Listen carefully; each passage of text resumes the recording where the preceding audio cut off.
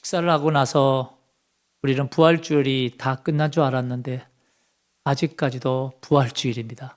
아직까지도 부활주일이에요. 우리는 오전 예배 때 부활이 주는 오늘의 의미가 무엇인지에 대해서 말씀으로 함께 묵상해 보았습니다. 만약에 예수님 공생의 시대에 예수를 따르던 많은 사람들이 예수님께서 십자가에서 죽으셨을 때 어떤 마음이었을까? 만약에 예수를 따르던 그 많은 사람들이 십자가에서 죽으신 예수님의 시신을 그 십자가 위에서 이제 군사들이 내릴 때 과연 어떤 심정이었을까? 만약에 예수를 따르던 그 많은 사람들이 예수님의 손과 발에 박힌 그 긴 못을 빼어낼 때, 그리고 그 예수님의 시신을 무덤에 장사하고 그 무덤의 입구를 봉인할 때 과연 어떤 생각이 들었을까? 우리는 오전에도 묵상해 보았습니다. 아마도 많은 사람들이 슬펐을 거예요. 그리고 절망했을 겁니다. 그리고 이제 모든 게 끝났구나. 저 예수 메시아가 아니라 우리와 같은 인간이셨구나. 이제 그분을 열광하던 것도 그저 한 시대의 해프닝, 그리고 끝나고 말았구나 라고 생각했을지도 모른다라는 거죠. 그렇게 생각했던, 슬프고 절망스러웠던 그 순간에 예수님은 사흘 만에 부활하셨어요. 부활하셨다라고 하는 것은 단순히 살아났다는 의미가 아니라고 말했죠. 예수님께서 다시 부활하셨다라고 하는 것은 그 예수님이 십자가에서 죽으신 분이 아니라 지금 이 순간에도 살아계셔서 우리에게 지금 우리를 보고 계시고 우리를 인도하시고 우리에게 말씀하시는 분이라는 사실을 증거하고 있어요. 그래서 바로 예수님의 부활은 현재성이다, 이 말이에요. 현재성. 이 시간에도 살아계신 주님이라는 뜻이에요. 여러분, 이 시간에도 살아계신 주님이라는 것이 왜 그리도 중요할까요? 우리 예수님은 지금도 살아계시는 분이기 때문에 내 기도와 간구를 듣고 계시고 나의 눈물에 응답해 주시고 나의 인생의 걸음걸음을 인도해 주시는 분이다. 여러분, 이 말인즉 이제 우리의 기도가 형식적인 종교 행위가 아닌 거예요. 그저 기도가 사람에게 보이기 위한 아름다운 미사 어구를 나열하는 식의 종교 행위는 아닌 거예요. 기도는 바로 살아계신 우리 예수님, 그분과 실제적인 대화인 거죠. 그래서 우리는 오늘 또 살아계신 주님 앞에 기도하면서 기도가 소망이라고 믿고 우리가 오늘 또 달려가고 있는 겁니다. 우리 예수님이 이렇게 부활하사 지금도 살아계신 주님이시기에 바울 사도가 복음을 전하면서 그런 절망을 만나요. 좌절을 만나요. 그 바울 사도가 절망과 좌절투성인 이 세상을 오늘 우리들에게 어떻게 살라고 말씀하는지를 보라 이 말이에요. 고린도전서 15장 58절에 보니까 이렇게 말했다 그랬죠. 그러므로 내 사랑하는 형제들아, 견실하며 흔들리지 말고 항상 주의 일에 더욱 힘쓰는 자들이 되라. 너희 수고가 주 안에서 헛된지 않은 줄 알미라. 바울 사도가 우리에게 말해요. 견실하며 흔들리지 말래요. 첫째로, 견실하며 흔들리지 말라. 부활의 예수를 믿는 형제들아, 기초가 단단히 고정된 상태, 외부 상황에서도 조금도 요동함이 없는 상태, 그 상태 가지고 흔들리지 말라.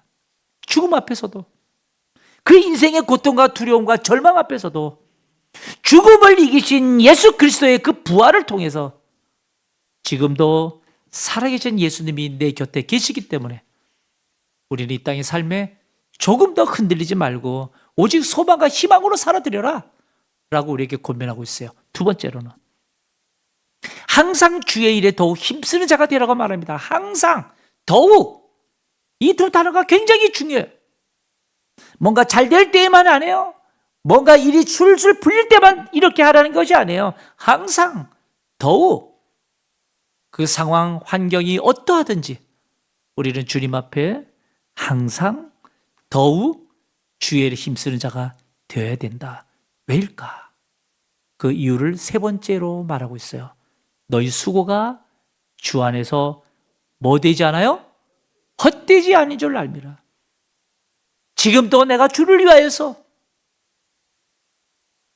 헌신하고 섬기고 희생하는 내 모든 삶 헛되지 않도록 살아계신 하나님, 부활의 예수님께서 보고 계시고 인도하고 계시고 나를 지켜주신다. 그 살아계신 주님의 선포이셨던 겁니다.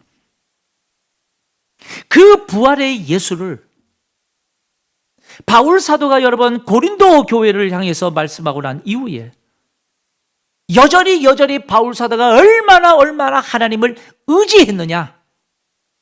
그것이 바로 오늘 본문이에요. 고린도후서 1장 9절. 고린도후서 1장 9절에 보면 이렇게 말씀합니다. 우리는 우리 자신이 뭘 받은 줄 알았어요? 사형 선고를 받은 줄 알았다. 바울 사도가 여러분 복음을 전하면서요 얼마나 극심한 고난에 만났는지, 바울 사도가 얼마나 고난이 컸는지 뭐라고 고백하는 게 아닌가? 내가 사형 선고를 받은 줄 알았다는 거예요. 사형 선고. 그런데 그 죽을 것 같은 그 사형 선고를 받은 줄 알았던 그 순간에도 사도 바울은 여러분 지금도 살아계신 예수님, 부활의 예수님을 의지했어요. 9절 이어서 보십시오. 9절 이어서 보면 이렇게 말해요. 이는 우리로 자기를 의지하지 말고 오직 죽은 자를 다시 살리시는 하나님만 의지하게 하려 하십니다. 우리로 자기를 의지하지 말래요. 이 고난을 당하게 하시면 내가 나를 의지하지 말게 하려고. 바울은 여러분 죽을 것 같이 힘든 순간에도 내 힘을 의지하고 싶은 마음 왜 없었겠어요? 내 뜻대로 하고 싶지 않을 때가 왜 없었겠어요? 그런데 바울이 그 죽을 것 같은 사형 선고를 받을 것 같이 고통스러웠던 그 순간에도 누구를 생각했을까요? 부활의 예수님을 생각한 거예요. 그리고 자기를 의지하지 않고 9절 하반절에 보세요. 9절 하반절에 보니까 오직 죽은 자를 다시 살리시는 누구만 의지하게 하려 하십니다? 하나님만 의지하게 하십니다. 죽을 것 같이 힘들 때에 오직 죽은 자를 다시 살리시는 하나님, 그 하나님만 의지하게 하시더라. 여러분 이 고백은 하나님이 단순히 도와주는 정도의 하나님을 말하는 게 아닙니다.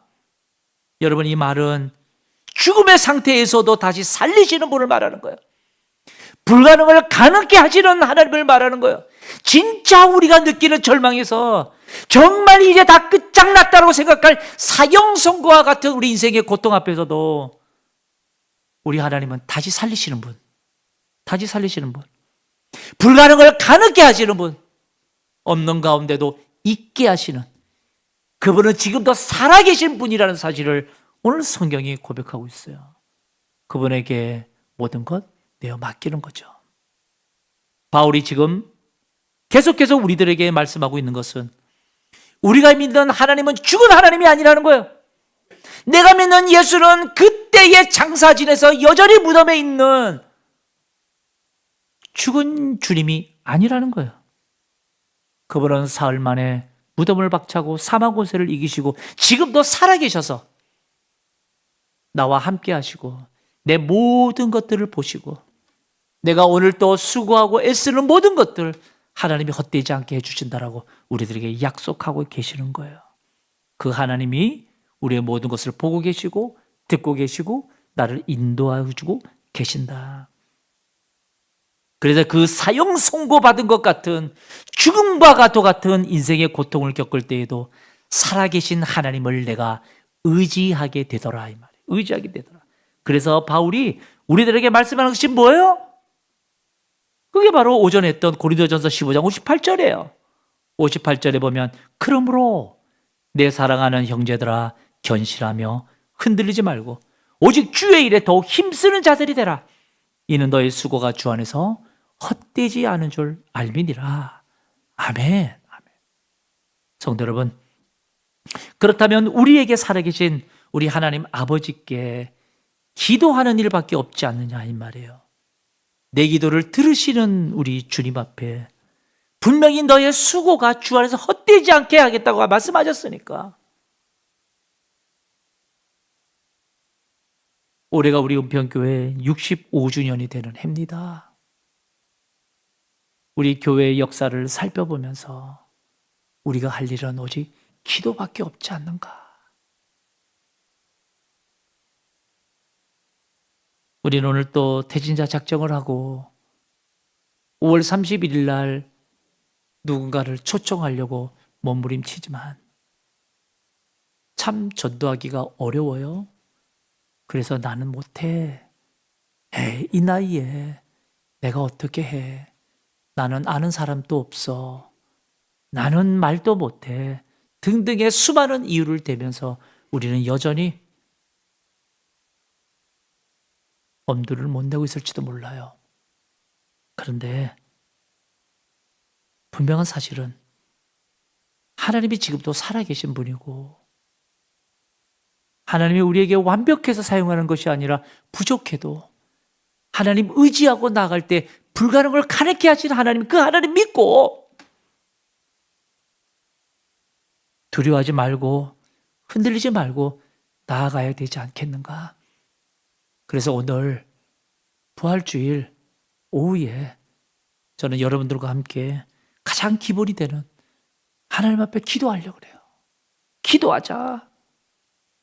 정말 전심을 다해서 하나님 앞에 한번 의지하고 기도해보자. 하나님 우리 교회를 긍휼히 여겨달라고. 하나님 우리의 심령에 성령의 기름 부어달라고. 예레미야 33장 3절에 보면 이렇게 말씀해요. 너는 내게 부르짖으라. 내가 내게 응답하겠고 내가 알지 못하는 크고 은밀한 일을 내게 보이리라. 분명히 우리에게 말씀하셔요. 너는 내게 부르짖으라. 내가 내게 응답하겠다. 그리고 내가 알지 못하는 크고 은밀한 일을 보이겠다. 하나님의 역사를 우리가 어떻게 그릴 수가 있겠어요? 그 결과를 어떻게 예측할 수 있겠어요?